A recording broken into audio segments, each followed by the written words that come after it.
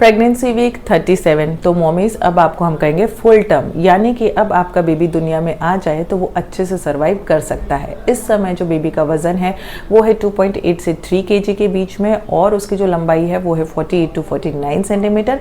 एक बड़े तरबूज जितना आपका बेबी हो चुका है। अब उसके लंग्स फुल्ली मैच्योर हो चुके हैं। अब बेबी टेम्परेचर को रेगुलेट कर सकता है और बाहर की दुनिया में एडजस्ट करने के लिए उसको कैपेसिटी मिल चुकी है। स्किन के ऊपर की वर्निक्स कैशूसा और लेनुगो यानी कि जो नरम बाल हैं वो पूरी तरीके से धीरे धीरे कम होने लगे हैं।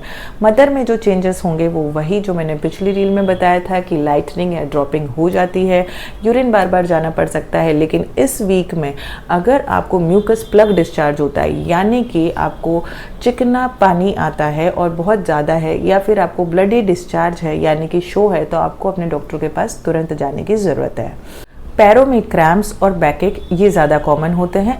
लास्ट के दिनों में आपको क्या ध्यान रखना है, अपने एंटीनेटल चेकअप्स प्लीज़ प्रॉपर करवाएं। अपने डॉक्टर से पूरी जानकारी लें कि किन किन कंडीशंस में आपको जाना चाहिए, जैसे कि अगर आपको रेगुलर कॉन्ट्रैक्शंस आ रहे हैं, उसके साथ में आपको कोई डिस्चार्ज हो रहा है, या तो खून छूट रहा है, या आपको पानी एमनियोटिक फ्लूइड लीक हो जाता है, पानी की थैली फट जाती है, या आपके बेबी मूवमेंट्स, जो कि हर रील में बताया जा रहा है कि आपको अपने किक काउंट ध्यान रखने हैं।